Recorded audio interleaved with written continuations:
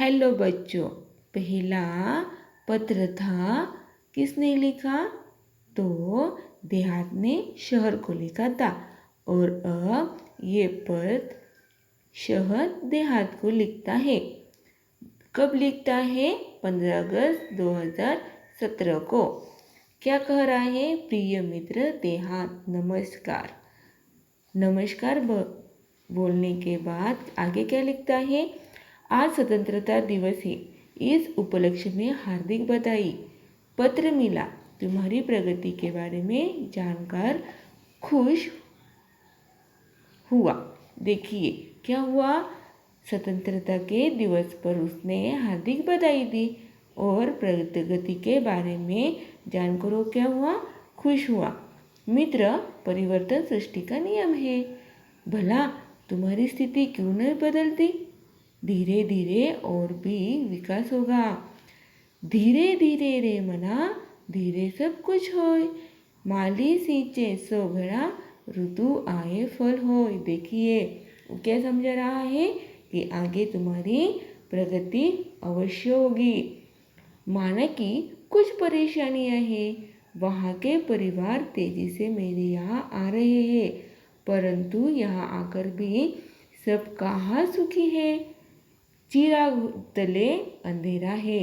जिन बस्तियों में, जिन हालातों में वे रहते हैं, तुम सुनोगे तो और बेचैन और व्यथित हो जाओगे। देखिए जब यह हाल सुनेगा तो क्या होगा, तो वो दुखी हो जाएगा। मेरे यहाँ की दिन ब दिन बढ़ती भीड़ से मैं परेशान हो उठा हूँ। जिस चमक दमक की बात तुम कर रहे हो वह सबको कहाँ उपलब्ध है? तुम्हारे यहाँ से जो यहाँ आते हैं कई बार बाद में पछताते भी हैं। देखिए जब बहुत सारे लोग शहर की ओर जाते हैं तब क्या क्या होता है यह बताया है। किन किन मुश्किलों का सामना उन्हें करना पड़ता है और वे आखिर में क्या होते हैं, पछताते भी हैं। यह यहाँ बताया है। मैं चाहता हूँ कि तुम अपने लोगों को समय रहते अपना महत्व समझाओ। छोटा परिवार, सुखी परिवार की बात अब उनकी समझ में आ जानी चाहिए। तुम उन्हें बुराइयों से दूर रखकर विभिन्न व्यवसायों, देखिए क्या करना है, बुराइयों से दूर रखना है और विभिन्न व्यावसायिक कौशलों, कंप्यूटर संबंधी जानकारी विकसित करने की तरफ ध्यान देना चाहिए। यह उन्हें समझाना चाहिए। खेल तो ग्रामीण जीवन की आत्मा है। दौड़ना, तैरना, पेड़ों पर चढ़ना, उतरना, ये सब क्या है, वहाँ के बच्चों की रग रग में रचा बसा है। आज कितने विख्यात खिलाड़ी गांव से ही आगे बढ़े हैं। उनको प्रोत्साहित करना तुम्हारी नैतिक जिम्मेदारी है। देखिए यह क्या कहा है, खेलने पर प्रोत्साहित किया है। खेल संबंधी मार्गदर्शन देकर हमारा देश अंतर्राष्ट्रीय स्तर पर प्रगति कर सकता है। अपने गांव को एक परिवार समझकर उसे विकसित करने का प्रयत्न करना चाहिए। तुम्हारी और मेरी समस्या का मूल कारण दैनंदिन बढ़ती आबादी, अशिक्षा और गरीबी है। देखिए क्या है समस्या, दैनंदिन बढ़ती आबादी, अशिक्षा और गरीबी। मेरे यहाँ लोग रोजगार की तलाश में आना कम कर दे। तुम गाँव वालों को सहकारिता का महत्व समझाओ। सहकारिता पर आधारित छोटे छोटे व्यवसाय तुम अपने यहाँ शुरू करवाओ ताकि कृषि आधारित अनेक लघु उद्योग, फलोत्पादन, औषधीय वनस्पतियों की खेती, पशुपालन जैसे अनेक व्यवसाय शुरू किए जा सकते हैं। अरे देहात भाई, कितने भाग्यशाली हो कि तुम प्रदूषण मुक्त वातावरण में रहते हो।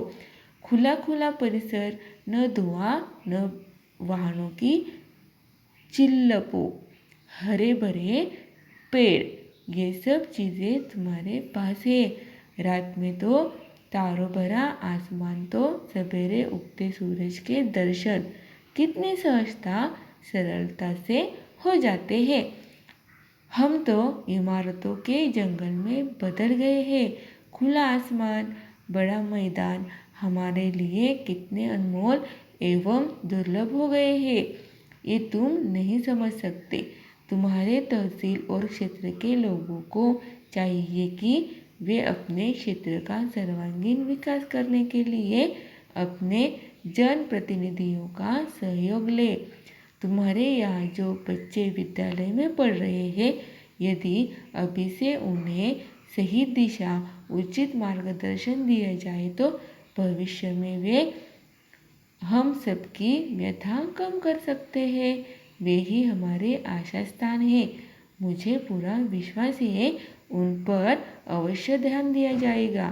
तुम्हारा अपना शहर देखिए, शहर क्या कह रहा है कि मैं यहाँ कितने तकलीफ में हूँ, प्रदूषण है, मैं खुले परिसर में नहीं जा सकता, इन बड़े बड़े जो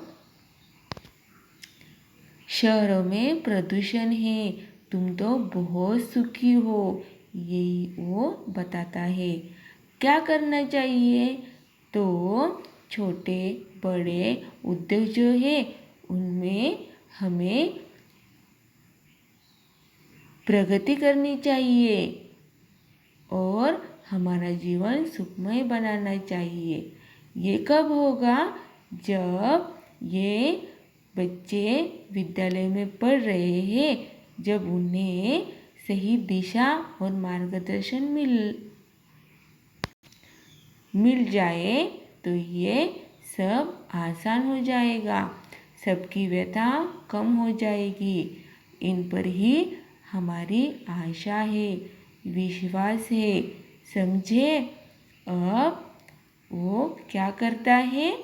शहर देहात को समझाता है कि क्या करना चाहिए और क्या नहीं करना चाहिए। अब आया समझ में यहाँ क्या बताया है? तो चलो ये आप भी पढ़ो और समझ लो। धन्यवाद।